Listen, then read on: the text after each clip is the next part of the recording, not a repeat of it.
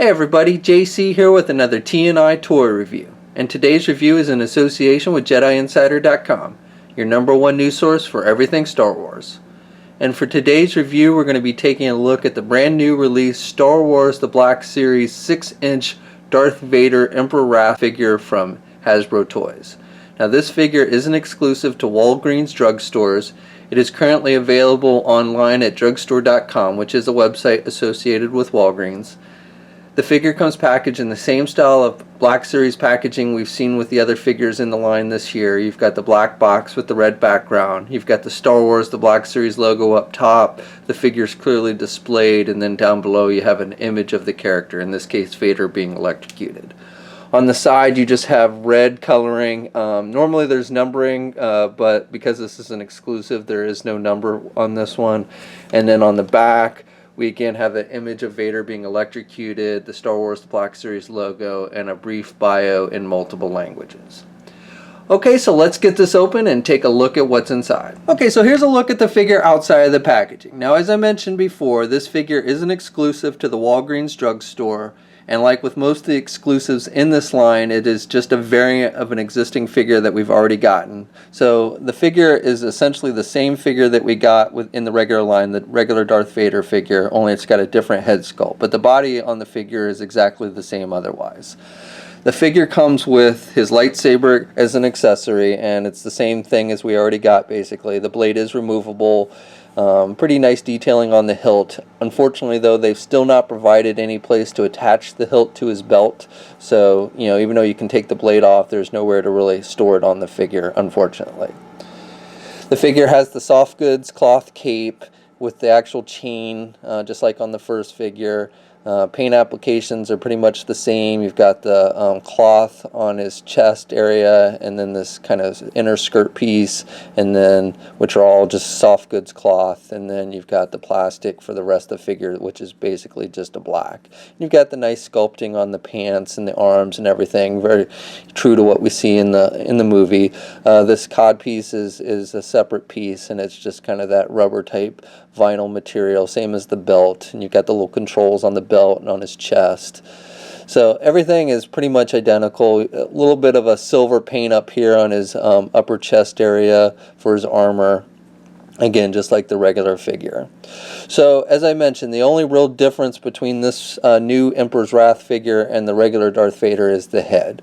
So the head is not, the helmet's not removable like on that figure, but it's translucent.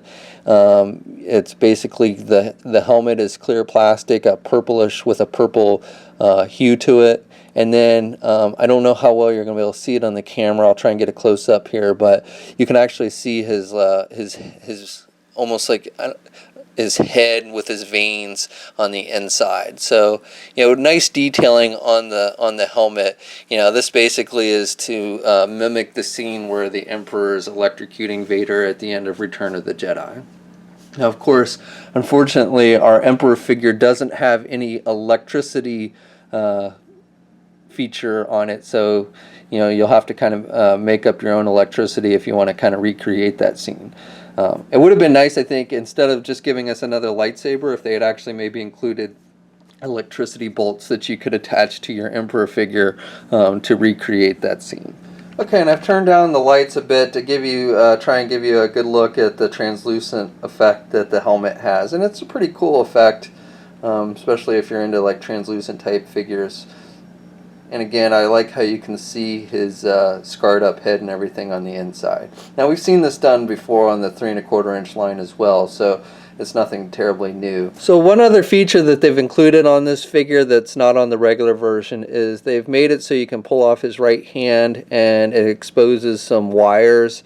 So this is to mimic the scene where Luke cuts off his hand at the end of Return of the Jedi.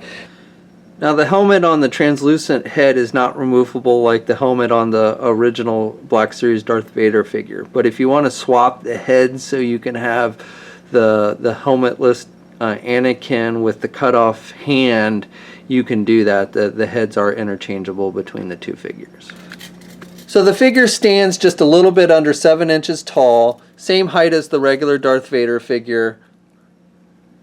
Articulation is the same as well. So the head is just on a ball joint. So he can look left, he can look right, and he's got some up and down movement with the head. And he can kind of pivot his head to the left and the right. Arms are attached with your standard ball hinge joint, so he can get his arm out about that much. And he's got good rotation there at the arm. He's got the single hinged elbow. He does have the rotation at the elbow. And then he's got swivels on the wrists. On this one, the right hand does not have a hinge because it's got that removable feature. On the left hand, though, he does have a hinge, so he's got up and down movement on the left hand. Midsection rotation joint, limited a little bit by the cloth on the outfit, but not too much. You can still get pretty good rotation. No ab crunch on this one. Well, I guess you can a little bit there at the waist section, but not a whole lot. He can look back more than he can crunch forward. Legs are attached with ball joints, but that's about as much as he can get his legs out. He can get his leg forward about that much, so he can get his leg forward pretty good, and he can do his leg back about that much. He does have a thigh swivel. He's got double jointed knees, so he can bend his knees good, and then he does have ankle pivot and the up and down with the feet. And 2 peg holes on the bottom of his feet.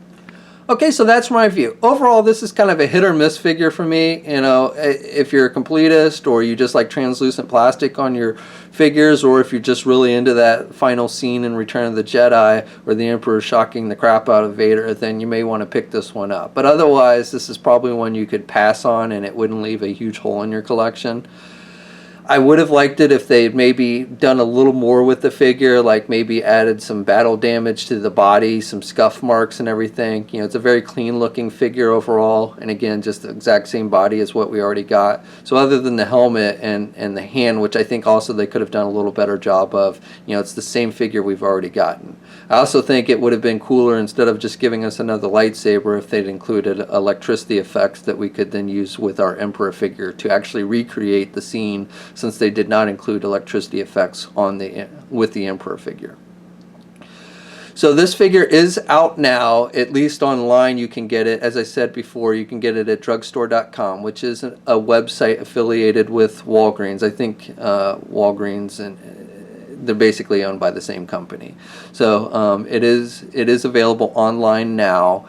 I don't know if the figure has started to show up at physical Walgreens stores. I haven't heard any reports of it, but it may have. Usually when it's available online, it starts showing up at stores soon after.